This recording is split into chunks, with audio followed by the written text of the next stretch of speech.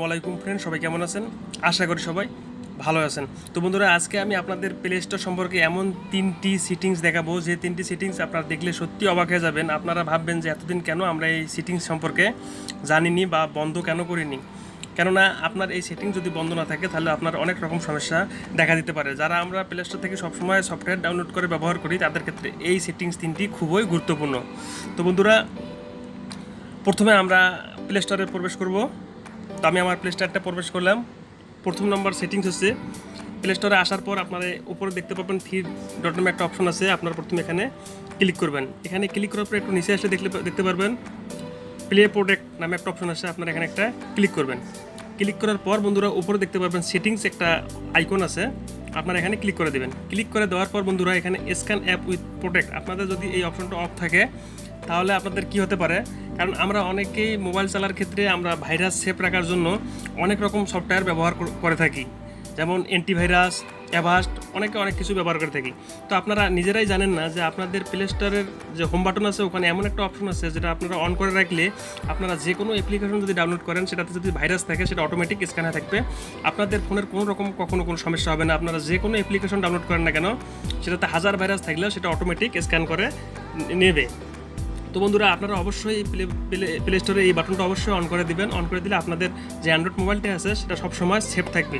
তো সেফ থাকার জন্য আপনারা এটাকে এখনই অন করে দিন। যদি আপনাদের অফ থাকে আপনারা প্লিজ এখনই এটাকে অন করে দিন। এটা আমি সবসময় অন করে রাখি, কারণ আপনাদেরকে দেখানোর জন্য আমি এটা অফ করে রেখেছিলাম। তো বন্ধুরা, দ্বিতীয় নম্বর সেটিংসটা হচ্ছে, এটা মারাত্মক সেটিংস। সেটা সম্পর্কে আপনি জানতে পারবেন আপনার যে স্মার্টফোনটা আছে সেটা আসলে অফিসিয়াল না আনঅফিসিয়াল। এজন্য আপনার এটা জানতে হলে আপনাদের কী করতে হবে, আপনারা আবার প্লে স্টোরে চলে যাবেন। প্লে স্টোরে যাওয়ার পর বন্ধুরা আপনারা আবার এই থ্রি ডটে ক্লিক করবেন। ক্লিক করার পর আপনারা সেটিং অপশন আছে, একটু নিচে আসলে দেখতে পারবেন সেটিং অপশন আছে, আপনারা এখানে ক্লিক করবেন। ক্লিক করার পর আপনারা একটু স্কোয়ার করে নিচে আসবেন। নিচে আসলে দেখতে পারবেন যাদের ফোনে প্লে প্রোডাক্ট কর্পোরেশন এই অপশনটা যাদের ফোনে থাকবে,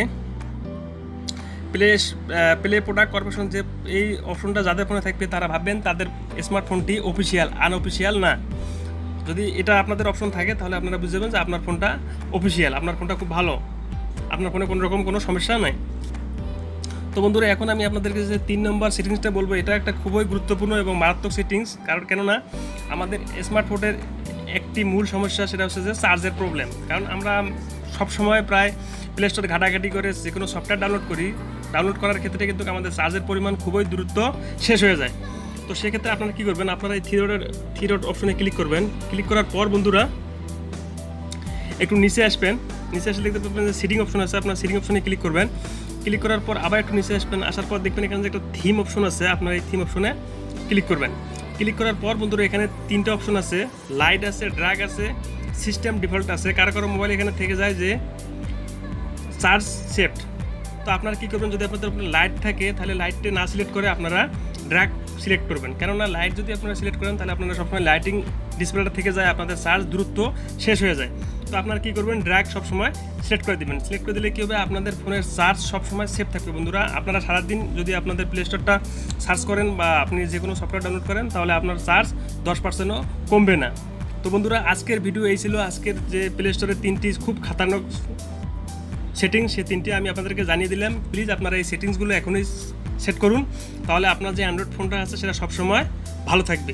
তো বন্ধুরা, আজকের ভিডিওটা যদি একটুও ভালো লাগে প্লিজ চ্যানেলটা সাবস্ক্রাইব করবেন, পাশে থাকা বেল আইকনটা বাজিয়ে দিবেন এবং একটু লাইক দিতে ভুলবেন না, এবং ছোট্ট একটা কমেন্ট করে জানিয়ে দিবেন আজকের ভিডিওটা আপনার কেমন লেগেছে।